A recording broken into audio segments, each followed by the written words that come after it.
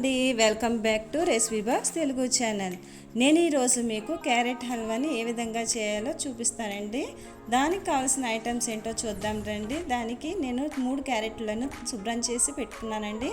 దాన్ని నేను ముందుగానే ఈ విధంగా కోరి రెడీ చేసుకున్నాను. దీనివల్ల ఈజీ అవుతుందండి. దానికి కావాల్సిన ఐటమ్స్ ఏంటో చూద్దామండి. 1/4 కప్పు షుగరు, 4 నుంచి 5 స్పూన్లు మిల్క్ పౌడర్, 1/4 కప్పు నెయ్యి, బాదాం, ఇలాచి, జీడిపప్పు, కప్పు పాలు. ఇప్పుడు ప్రాసెస్ ఏ విధంగా చేయాలో చూద్దాం రండి. ముందుగా స్టవ్ వెలిగించుకుని గిన్నెను పెట్టుకోవాలి. దీనిలోనికి 3 to 4 స్పూన్స్ నెయ్యిని యాడ్ చేసుకోవాలి. నెయ్యి హీట్ ఎక్కాక ముందుగానే తురుము పెట్టుకున్న క్యారెట్ కూరనంతా వేసేసుకోవాలి.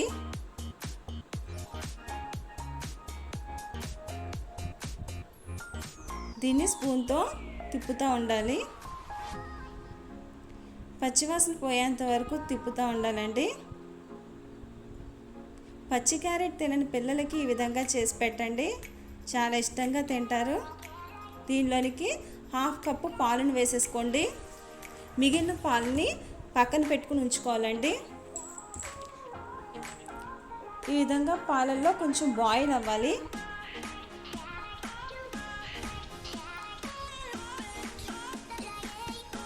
మధ్య మధ్యలో తిప్పుతూ ఉండాలండి. ఇప్పుడు పక్కన తీసి పెట్టుకున్న ఆ మిగిలిన పాలలో మనం మిల్క్ పౌడర్ని యాడ్ చేసుకోవాలండి. ఈ పాలల్లో 3 to 4 స్పూన్స్ మిల్క్ పౌడర్ని యాడ్ చేయండి. దీని ప్లేస్లో మనం మిల్క్ మేడ్ కూడా యూజ్ చేసుకోవచ్చు. మిల్క్ మేడ్ అయితే 3 స్పూన్స్ని యూజ్ చేయండి. ఈ విధంగా ఉండలు లేకుండా చేసుకోవాలండి. బాగా మిక్స్ చేసుకోవాలి. దీనిలో వేసేసుకుంటున్నానండి. ఒకసారి మొత్తం అంతా కూడా స్పూన్తో కలిపేద్దాం.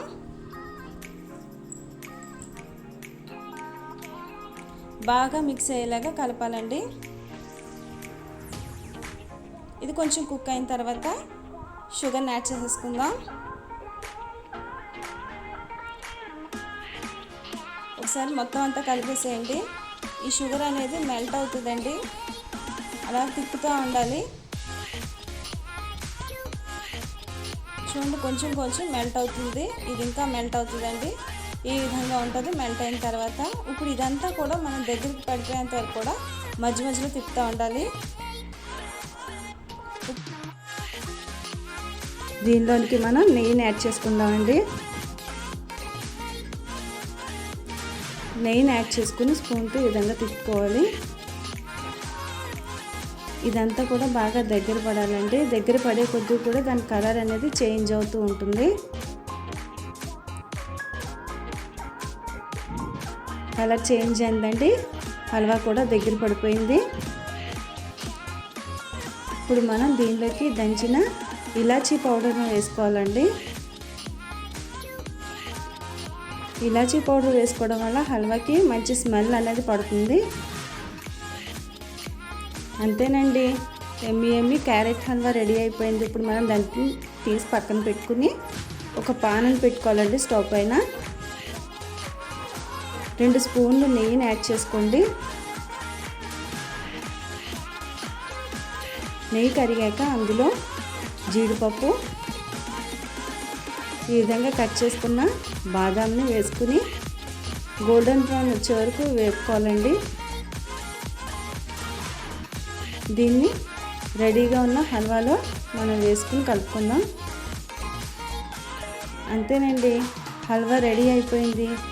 మీకు నచ్చిందా? మీకు నచ్చినట్లయితే మీరు కూడా ఒకసారి ట్రై చేయండి. లైక్ చేయండి, షేర్ చేయండి, సబ్స్క్రైబ్ చేసుకోండి.